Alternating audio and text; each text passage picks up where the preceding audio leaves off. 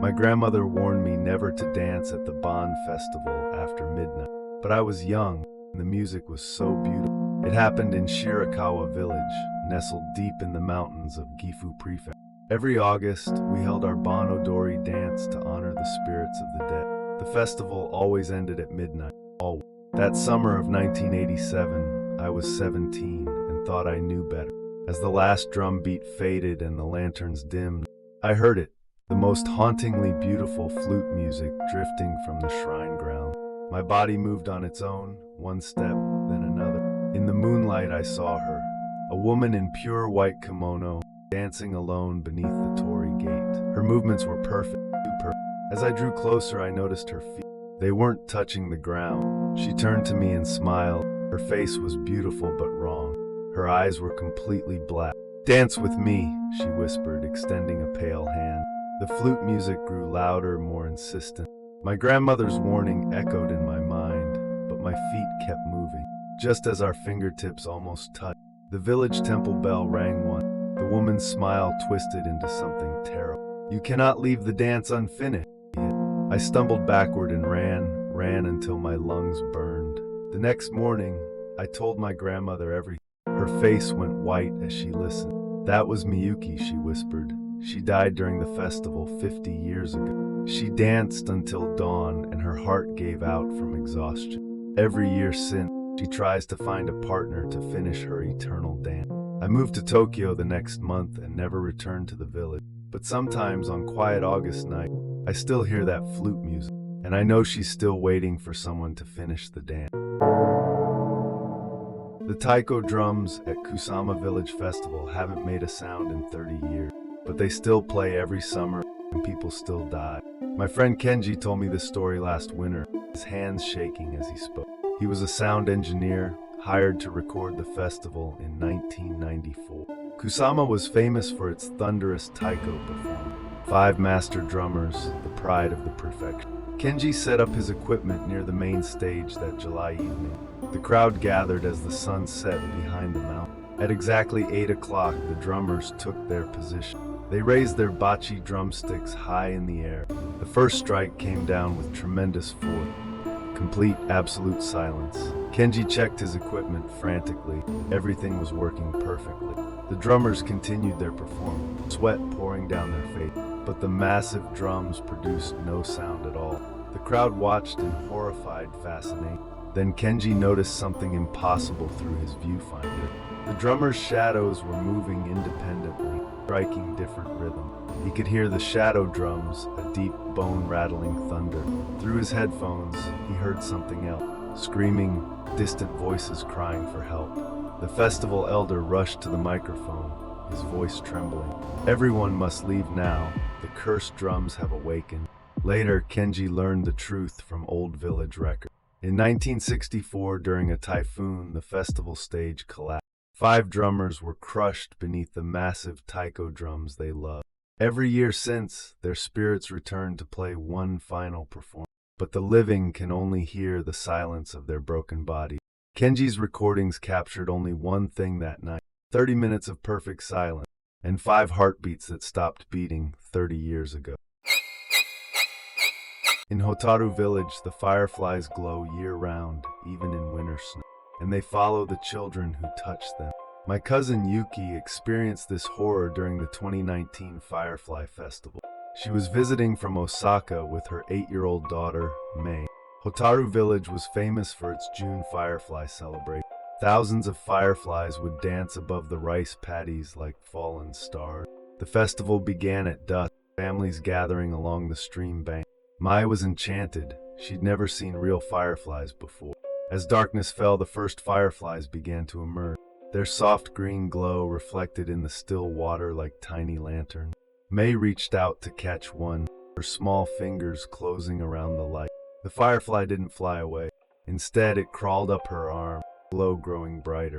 More fireflies began to gather around May, dozens, then hundreds. Yuki tried to brush them away. They clung to her daughter's skin.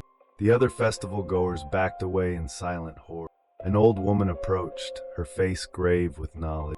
"Those aren't fireflies," she whispered. "They're the souls of lost children.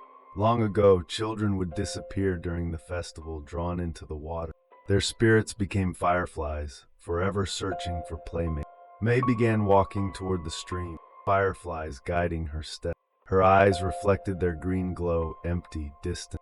Yuki grabbed her daughter's hand and ran back to their car, but the fireflies followed them, a glowing cloud in the dark. They drove through the night, back to Osaka.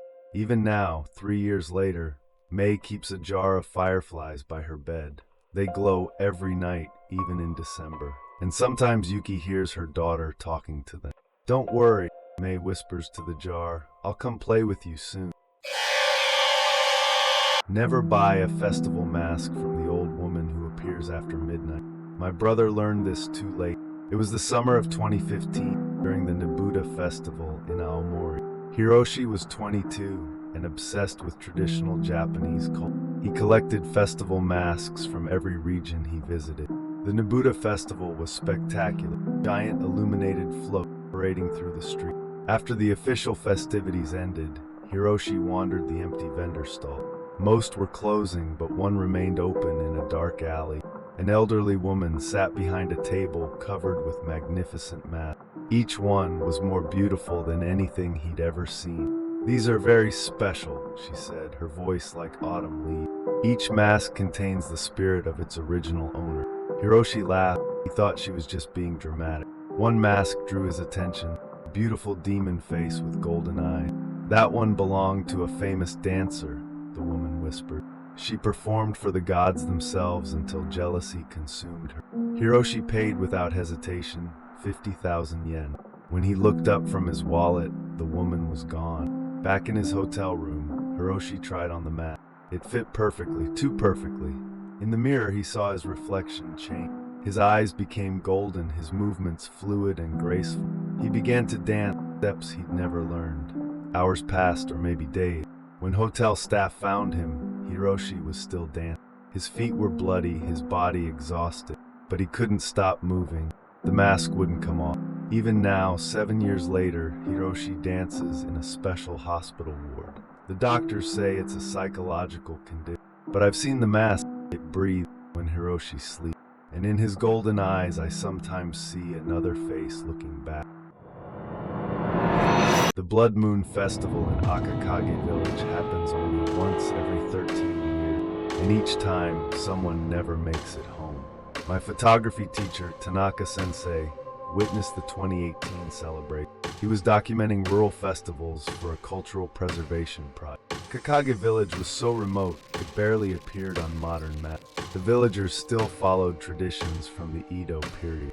When Tanaka-sensei arrived, the entire village was preparing frantically. Red lanterns hung from every building, red cloth draped over doorways. "Everything must be red tonight," the village elder explained gravely, "to hide from what walks during the blood moon." As the sun set, the moon rose like a crimson eye in the sky.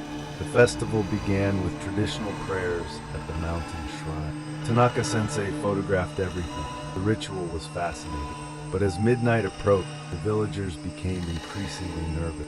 They kept glancing at the forest surrounding the village. Through his camera lens, Tanaka-sensei saw movement in the tree. Tall, pale figures gliding between the trunks. They wore no red. Their skin was bone white in the moonlight. "Yuki Onna," someone whispered. "The snow women have come." But it was July. There was no snow anywhere. The pale figures began circling the village slowly, deliberately. One young man, a visitor like Tanaka-sensei, wasn't wearing red. His blue shirt stood out like a beacon in the crimson crowd.